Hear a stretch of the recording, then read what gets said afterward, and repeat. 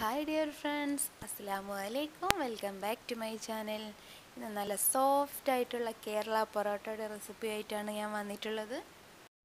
ഏതൊരാൾക്കും ഉണ്ടാക്കാൻ പറ്റുന്ന രീതിയിലാണ് ഇത് കാണിക്കുന്നത്. അതായത് നമ്മൾ വീശി ഇങ്ങനെ വലുതാക്കി എടുക്കൊന്നും വേണ്ട. അതിനൊക്കെ ചെറിയ ചെറിയ ടിപ്സുകളുണ്ട്.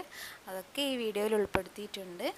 അപ്പോൾ വീഡിയോയിലേക്ക് കടക്കുന്നതിന് മുന്നേ തന്നെ ഒരു കാര്യം പറയട്ടെ. നിങ്ങൾ എൻ്റെ ചാനൽ ഇതുവരെ സബ്സ്ക്രൈബ് ചെയ്തിട്ടില്ല എന്നുണ്ടെങ്കിൽ താഴെ കാണുന്ന റെഡ് കളർ സബ്സ്ക്രൈബ് ബട്ടൺ ഒന്ന് പ്രസ് ചെയ്തേക്കണേ. അപ്പോൾ അടുത്തായിട്ടൊരു ബെല്ലൈക്കൺ കൂടെ കാണാം. ആ ബെല്ലൈക്കൺ കൂടെ പ്രസ് ചെയ്താൽ മാത്രമേ ഞാൻ അപ്ലോഡ് ചെയ്യുന്ന വീഡിയോ നിങ്ങൾക്ക് കറക്റ്റായിട്ട് നോട്ടിഫിക്കേഷൻ വരികയുള്ളൂ. അപ്പോൾ നമുക്ക് എങ്ങനെ ഇത് ഉണ്ടാക്കുന്നതെന്ന് നോക്കാം. ഞാനിവിടെ 1.5 കിലോ മൈദയാണ് എടുത്തത്. അതിൻ്റെ നടുവിലായിട്ടൊരു കുഴി പോലെ ഉണ്ടാക്കിയതിന് ശേഷം അതിലേക്ക് 2 കോഴിമുട്ട പൊട്ടിച്ചൊഴിച്ച് കൊടുക്കുന്നുണ്ട്. എന്നിട്ട് ഇതിലേക്ക് 3 ടീസ്പൂൺ പഞ്ചസാര ചേർത്ത് കൊടുക്കാം.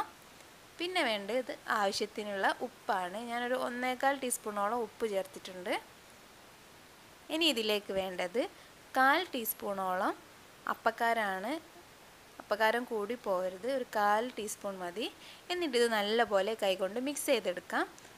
ഈ കോഴിമുട്ടയും പഞ്ചസാരയും ഉപ്പും എല്ലാം കൂടെ നല്ലപോലെ ഒന്ന് യോജിപ്പിച്ചതിന് ശേഷം മാത്രമേ മൈദ കൂടെ കൂട്ടിയിട്ട് മിക്സാക്കി എടുക്കാൻ പറ്റുള്ളൂ.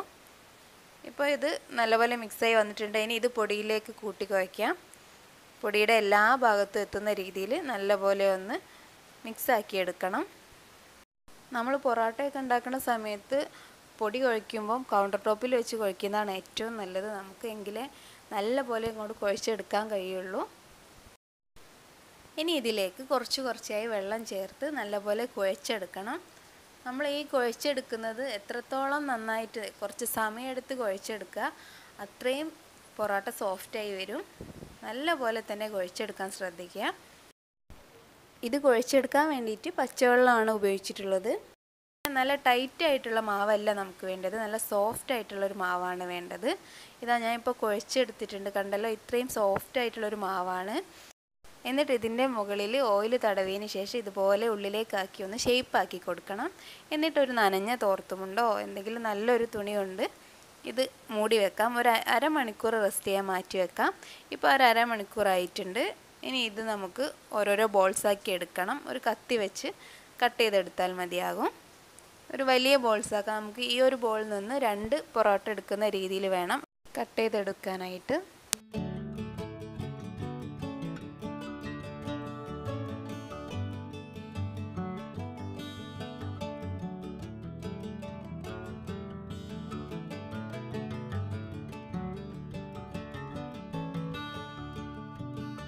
ഇപ്പോൾ ഇതെല്ലാം ഞാൻ കട്ട് ചെയ്ത് വെച്ചിട്ടുണ്ട്. ഇനി നമ്മുടെ കയ്യിൽ ഒന്ന് ഓയിൽ തടവിയതിന് ശേഷം ഇതുപോലെ ഓരോ ബോൾസും ഷേപ്പ് ചെയ്തെടുക്കണം. ഇതുപോലെ ഉള്ളിലേക്കാക്കി ഇങ്ങനെ മടക്കി കൊടുക്കുക. മുകളിൽ നല്ലൊരു റൗണ്ട് ഷേപ്പാക്കി എടുക്കുക. ഇനി ഇത് കൗണ്ടർ ടോപ്പ് തന്നെ ഒരു സ്ഥലത്ത് നല്ലപോലെ എണ്ണ തടവിയതിന് ശേഷം അതിൻ്റെ മുകളിൽ നിരത്തി വെച്ച് കൊടുക്കുക. ഞാനിപ്പോൾ ഇതുവരെ ഉപയോഗിച്ചത് സൺഫ്ലവർ ഓയിലാണ്. എല്ലാവർക്കും അറിയാലോ, പൊറോട്ട ഉണ്ടാക്കുന്ന സമയത്ത് നല്ല ഓയിൽ ആവശ്യമാണ്. അപ്പോൾ ഓയിലുണ്ടെങ്കിൽ മാത്രമേ നല്ല സോഫ്റ്റായിട്ട് നമ്മുടെ പൊറോട്ട കിട്ടുള്ളൂ. ഇത് എല്ലാ ബോൾസും ഞാൻ ഇതുപോലെ ചെയ്ത് വെച്ചിട്ടുണ്ട്. ഇനി നേരത്തെ നമ്മൾ മൂടി ഇടാൻ വേണ്ടി എടുത്ത തോർത്തുമുണ്ട് തന്നെ ഇതിൻ്റെ മുകളിലിട്ട് 10 മിനിറ്റ് കൂടെ നമുക്ക് മാറ്റി വെക്കാം.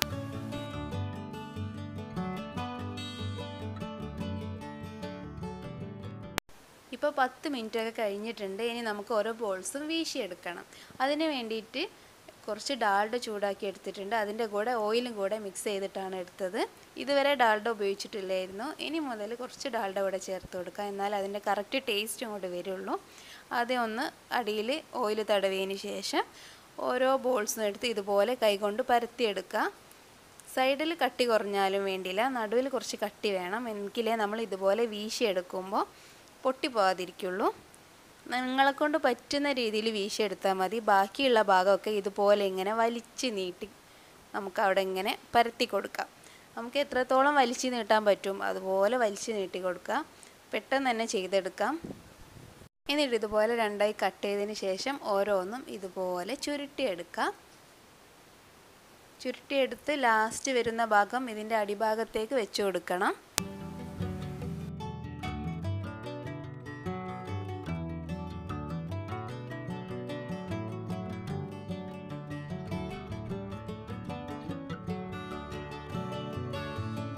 ഇങ്ങനെ ചെയ്തതിന് ശേഷം ഇതിൻ്റെ മുകളിലും കുറച്ചൊന്ന് ഓയിൽ തടവിയിട്ട് വേണം മാറ്റി വെക്കാൻ. ഇതുപോലെ നമുക്ക് എല്ലാം ചെയ്തെടുക്കാം. ഞാൻ നേരത്തെ പറഞ്ഞല്ലോ, നമുക്ക് വീശി നല്ല പോലെ നൈസാക്കി എടുക്കാൻ പറ്റിയില്ലെങ്കിൽ ഒരു പ്രശ്നവുമില്ല. കൈ കൊണ്ട് നല്ലപോലെ ഇതുപോലെ പരത്തിയെടുത്താൽ മതി, കട്ടി കുറച്ച് പരത്തിയെടുത്താൽ മതി.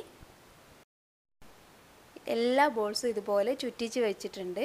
ഇനി നമ്മൾ ഇതിൽ നിന്ന് പൊറോട്ട ഉണ്ടാക്കാൻ വേണ്ടിയിട്ട് ആദ്യം ചുറ്റിച്ച് വെച്ച ആ ഒരു ബോൾ വേണം എടുക്കാനായിട്ട്. അപ്പം കുറച്ച് നേരം ഒന്ന് റെസ്റ്റ് ചെയ്തല്ലോ, അത് ആ ഒരു കണക്കിന് വേണ്ടിയിട്ടാണ്.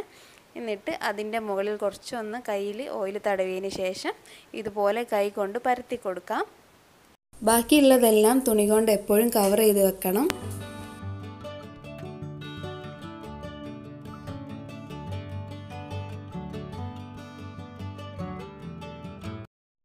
നമ്മൾ പരത്തി വെച്ച എല്ലാ പൊറോട്ടയും ഇനി ചുട്ടെടുക്കുക. അതിനായിട്ട് ചട്ടി നല്ലപോലെ ചൂടായതിനു ശേഷം അതിലൊന്ന് ഓയിൽ തടവി കൊടുക്കുക. എന്നിട്ട് ഓരോ പൊറോട്ടയും വെച്ച് കൊടുക്കാം.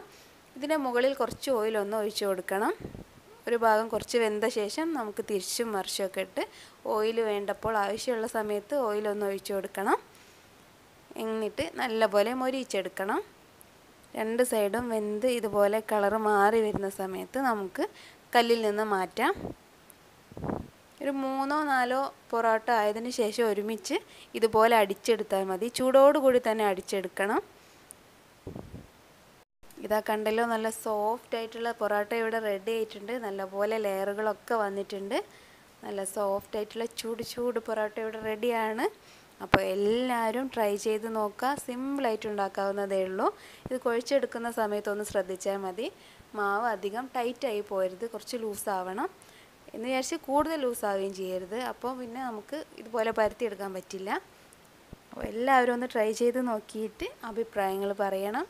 അടുത്ത വീഡിയോയിൽ നമുക്ക് വീണ്ടും കാണാം. Thank you.